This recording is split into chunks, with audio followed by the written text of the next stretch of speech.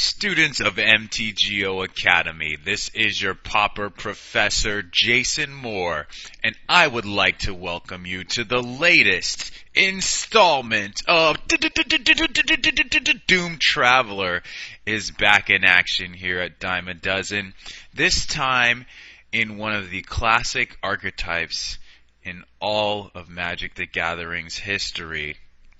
That's right, we're playing White Weenie today.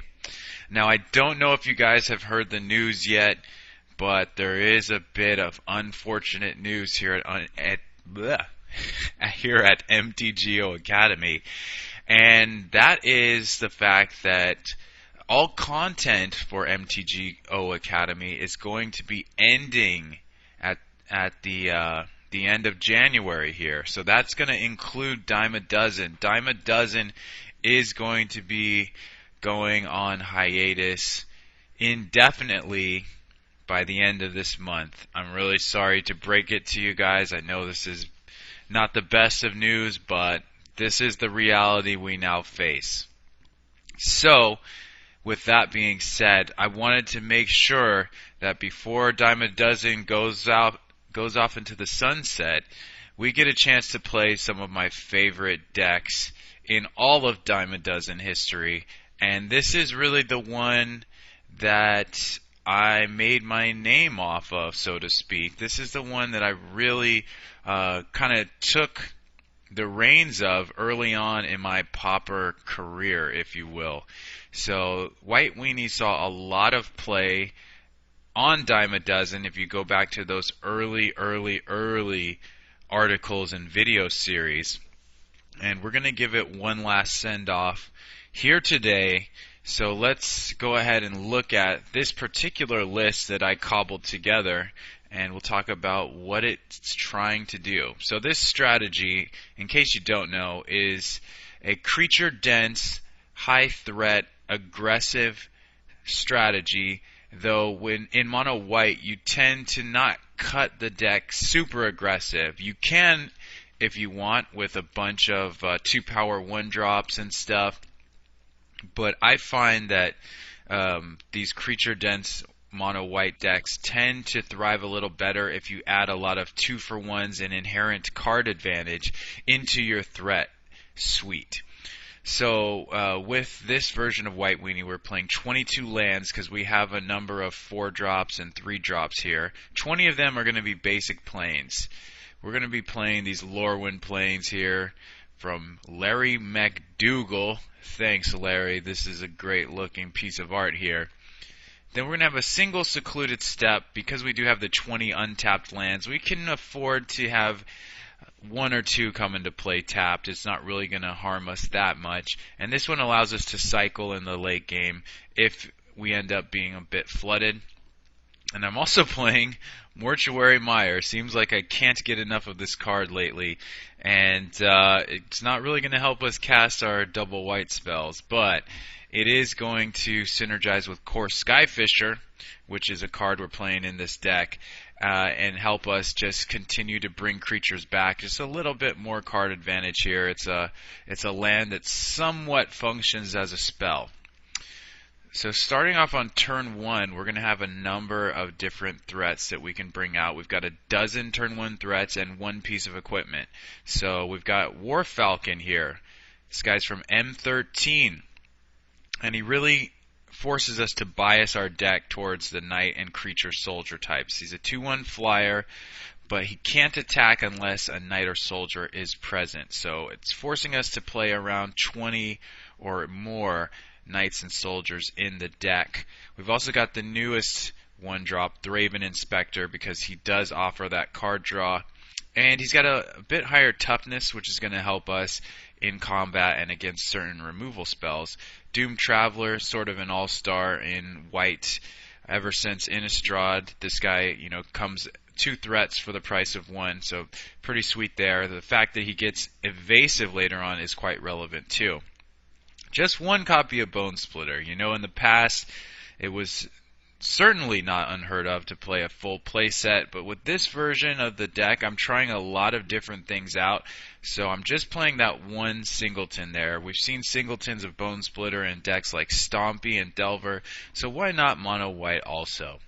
Moving on to our 2-drops, Loyal Cathar. Another 2 threat for the price of 1 creature. Squadron Hawk gets you about 4 threats for the price of 1. And the aforementioned Core Skyfisher. So this guy can bounce Thraben Inspector. He can bounce Loyal Cathar once it's been flipped and reset it to give us an additional body. He can bounce our 3-drop Attended Knight for some value, and then also bounce some lands when we're missing land drops or we want to get extra value out of that Secluded Steppe or the Mortuary Mire. Now, this one might be a little bit interesting to you. Lumathread Field. Why? Well, I think this is actually a solid inclusion in this deck because we have a lot of X1 creatures and we need them to be able to punch through opposing boards and we need them to be able to survive sweepers. So this is about half of an Honor of the Pure, and for a Pauper format where there's no rares, let alone uncommons, half of an Honor of the Pure for the same cost is actually somewhat worthwhile. So we're going to be playing this, and hopefully I will be able to demonstrate its effectiveness in the matches. Just 2 Journey to Nowhere in the main deck. We have more removal in the sideboard, but I want to orient this more towards our proactive plan, and hopefully if the game's going well, we only need to draw 1 or 0 in order to swing through for lethal anyway. So, and because I'm testing all these other cards out at the same time, we had to cut back on a little bit of removal. Let's see if it actually harms us or if it seems to be not much of an issue. Attended Knight, full 4 of as our 3-drop, another M13 card that many, I would imagine, have forgotten at this point. It's a 2/2 first striking body that also creates a 1/1 soldier along with it. So synergizes well with Core Skyfisher. You get to bounce him around, and then creates 2 relevant bodies for War Falcon. So if one of them dies, you still got the other one around so the War Falcon can attack. Our final threat producer is Battle Screech, one of the best cards in white to hit Pauper in a while. It has been around for a number of years at this point, but it's still very good. I mean, you really never want to see this from the opponent, so I have to imagine most of our opponents never really want to see it from us. Lastly, we've got the Singleton Miser's Guardian's Pledge, so that we can push through for a huge amount of damage once we've set the board up. It's sort of like a plan C almost. So if we don't get them with the initial blitz and we don't get them with Bone Splitter or flying in the air, what we do from there is just basically flood the board continuously until we draw this, and that should allow us to attack through for just a sickening amount of damage. So that's the main deck. It's a little bit of tokens. It's a little bit of the old War Falcon builds.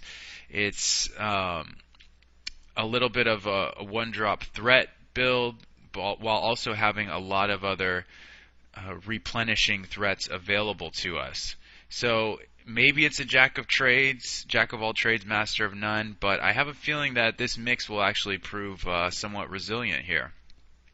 Sideboard, we've got Relic of Progenitus to hose graveyards. We've got that extra bit of removal against other creature decks or problematic creatures like Fangren Marauder, Gurmag Angler, things that are going to get in our way, a Tog. We've got a Rune of Protection red to help shore up mono red burn here. It's an ultimate hoser against that deck. And we can also bring it in against Nivix Cyclops and Kiln Fiend if we want. Suture Priest.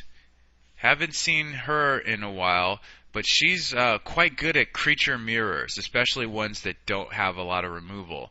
So mono green Stompy, the white mirrors. This is going to really swing the life totals in a lopsided favor because we're going to be gaining life while they're losing life. And in the creature mirrors, you basically have to play creatures every turn. So this is going to be quite a powerful asset in that regard. Holy Light to try and sweep away some elves and goblins. Prismatic Strands for a lot of different attacking decks. Hopefully, this can also come in against burn too. You get to counter 2 burn spells. That's a big deal. You also fog basically their entire turn once you counter the first burn spell. If they don't have a bunch of instants, they just have to pass the turn at that point.